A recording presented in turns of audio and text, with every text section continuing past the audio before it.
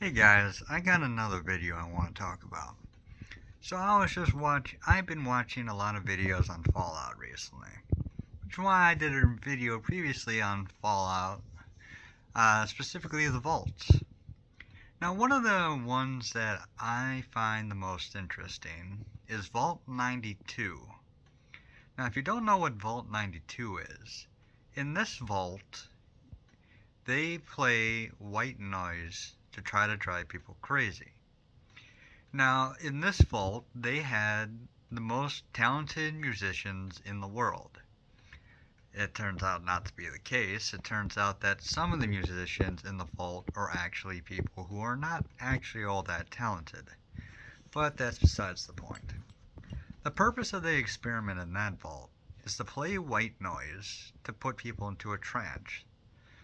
And then once they are in a trance, they will then be brainwashed to become combat.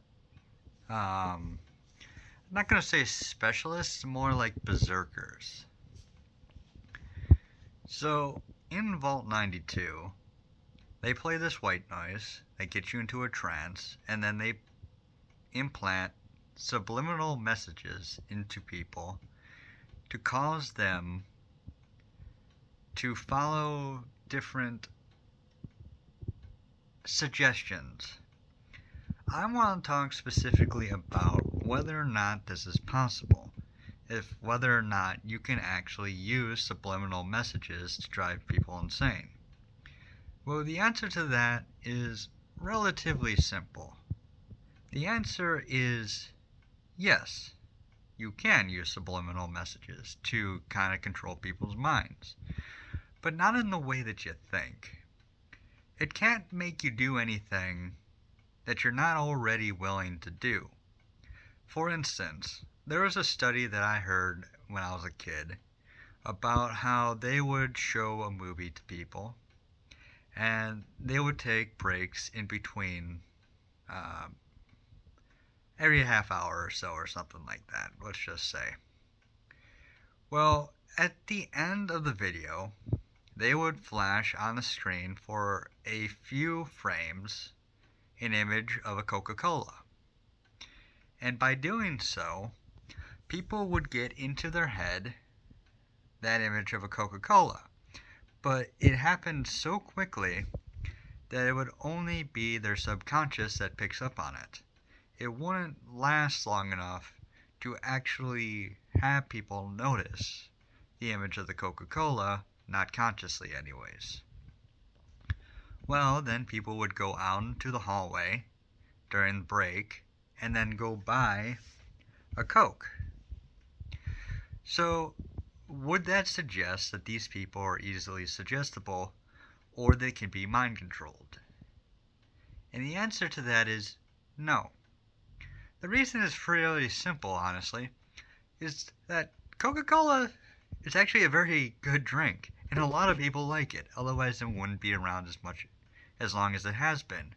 Now, there might be people out there who disagree, but it's a fairly popular drink, and it's sugary, and it tastes good.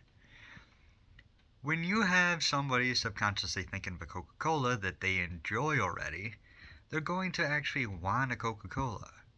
It has nothing to do with controlling people or making them do something they're not willing to do. Subliminal messages work on trying to get you to act on something that you already are willing to do anyways. So for an instance, to buy a Coca-Cola. If you like the taste of Coke, then having somebody subconsciously think of Coca-Cola can get them to want to go buy a Coca-Cola. Now, in the video I was watching, specifically, I can't remember the guy's name off the top of my head. He mentioned that they would play German music in a wine store, which would get people to buy German wine, and the German wine would outsell the French wine. And that's because people like Riesling. People like German wines.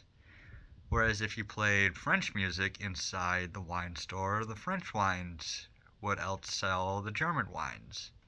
But again, that's because people like Chardonnay and other types of French wines. Just because you have people thinking about those wines doesn't mean that you're controlling their mind. You're just reminding them that, hey, or at least reminding their subconscious that, hey, French wine exists, and now get your mind to want to go buy it. You can't convince somebody to, like, murder their entire family and kill everyone that they know and love, unless they were already pre-inclined to do that. And that's not very likely. We humans have a very intimate relationship with people that we have to spend vast amounts of times with, and would be unwilling to act like that in the majority of cases. When someone acts out a violent tendency like that against people that they're supposed to love, it's usually because of built up frustrations over a long period of time. It's not because of a suggestion from a government agency or something like that. But anyways, these suggestions can I was gonna say go a little bit deeper, but it's not quite like that. See, I had a teacher back in the day who talked about how he was part of a seminar, I guess, where he went into a auditorium or like a theater, like a stage, and he was invited onto the stage and put into a trance. When you were put into a trance, you're relaxed and you're more likely to act out somebody's suggestion. Now, these suggestions are, as my teacher said, something that he was already willing to do. Like, the guy had him running up and down the staircase. Now, as someone with ADHD, yeah, I love running up and down staircases, and I don't really care all that much what people think about me. So I would be willing to just run up and down a staircase in the middle of a theater play or something along those lines, just because someone told me to. However, I'm not that suggestible. I have a very independent streak to me.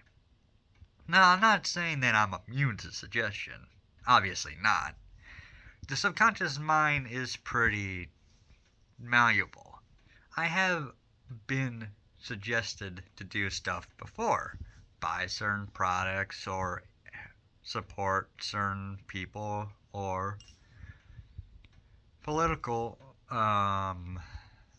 trends, I guess. I mean, we all fall for the memes sometimes, right? But the thing is that because of my independent streak, it never goes beyond further than what I'm already willing to do. In the Vault 92, they actually convinced people to turn into basically combat berserkers and to kill their loved ones. In fact, it is suggested that a woman named Zoe, who wasn't very talented in the vault, ended up killing the man that she had a crush on and his lover while they were in the booth, before turning the gun on herself out of regret. It's pretty screwed up stuff. But if it was real life, she would have done that anyways, without very much suggestion, because of her jealousy. All it took was a little bit of a push from the subliminal messages to make her do it, because she was already upset at what was going on. We don't have to worry about subliminal messages in a way that will turn us into monsters.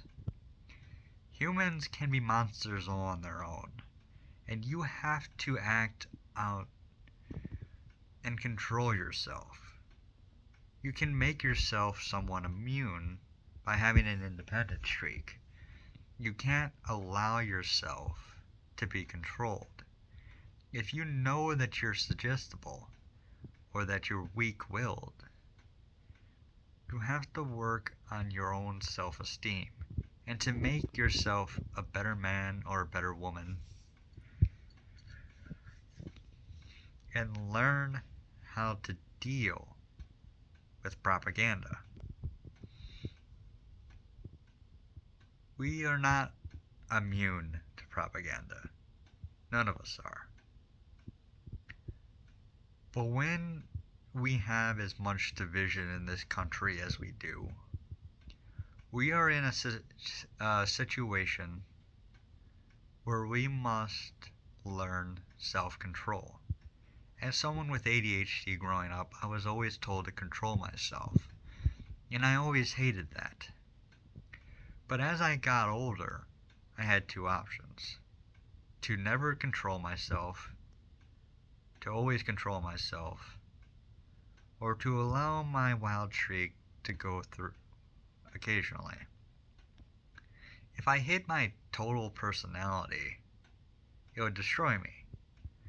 But if I acted out on every impulse that I had, I would be no more than an animal. Even now, I still need to take Adderall for my ADHD. And if I didn't have it, would I be more suggestible? Maybe. But I can learn a little bit of self-control to the point where I don't always need to be on the medicine in order to control myself.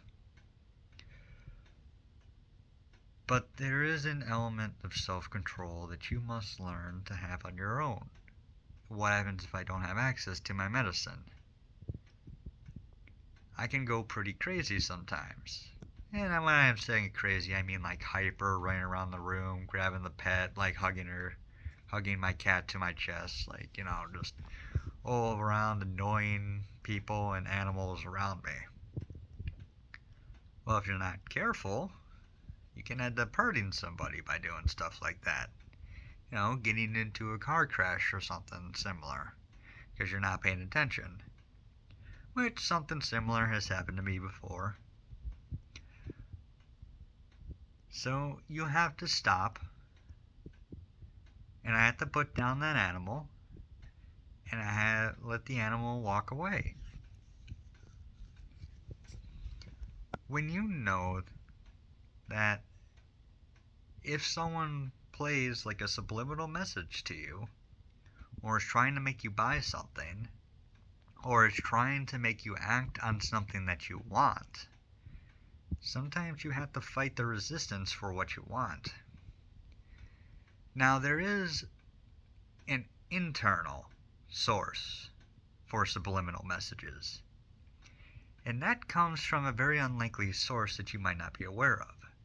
Say, let's go back to the Coke, for example. You buy a Coca-Cola and you drink it. Well, what happens to it then?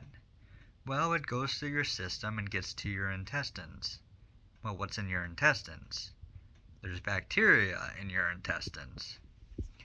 The bacteria in your intestines helps you dissolve that food and process it. Okay.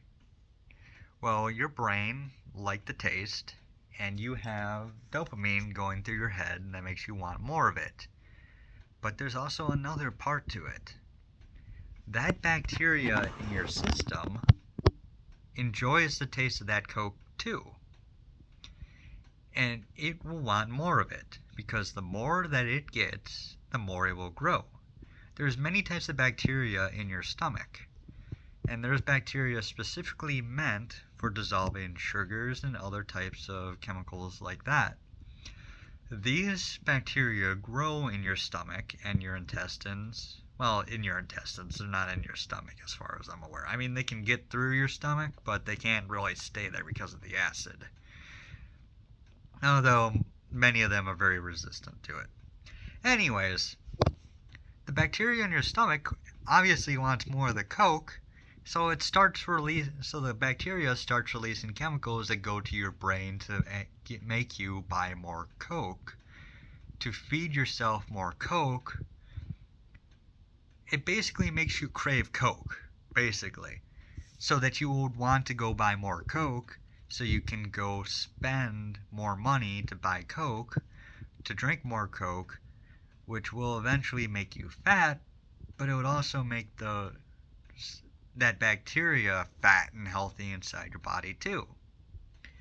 This is why, another reason why, when you start eating one type of food, you might crave it over and over and over and over and over again, to the point where you eat it to excess and start gaining a lot of weight. This is another reason why you have to have self-control. Because not only do you have external factors trying to make you buy the Coke, you also have internal factors, both your own mind with the dopamine and the bacterial releasing chemicals that go to your brain that also makes you crave more Coke. Again, it all goes back to self-control. And before I start wandering in circles, the point of this video is are people vulnerable to subliminal messages? Yes. Can it make you do something that you're not already willing to do? No. Can you prevent yourself from doing something that you're willing to do? Yes. If someone is trying to turn you against your loved ones, against your friends, against your countrymen, if they're trying to make you hate other people, you gotta put it down and walk away. That's why often I'm blocking people on Twitter. Not because I hate them, or not because I can't engage with them on an intellectual level, but I know that the system wants me to hate these people, to despise them. And that's not something I want. And until they are willing to see the other side, sometimes it's not worth the effort to try to fight against it, to fight them, and to cause more division and hatred inside this country. And besides that, they could try to mass report me and have me blocked or have me kicked off the platform, which is also something I'm not willing to let happen. It's stupid and petty. And if someone would goad me into saying something that I might be willing to say, but that I would regret,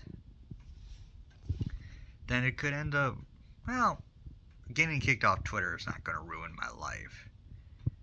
But there have been certain threats against certain political figures that have gotten people's lives ruined.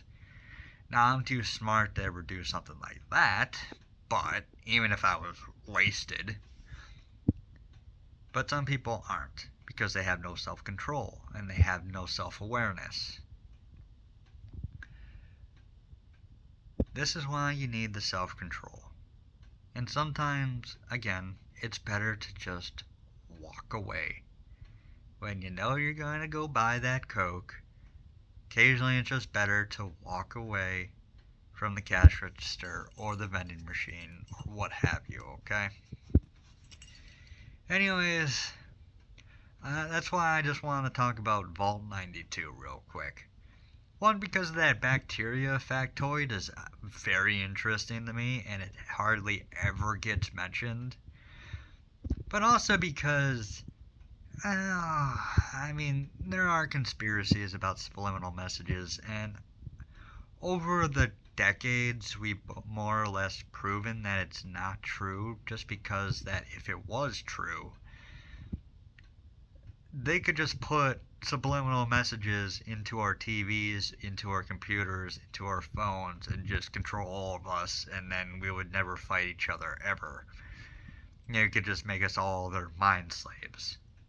Now, some people are basically slaves to a political party or not, but that's more because they're just weak-minded and easily coerced or convinced to form an artificial bond with people that they would otherwise not associate with.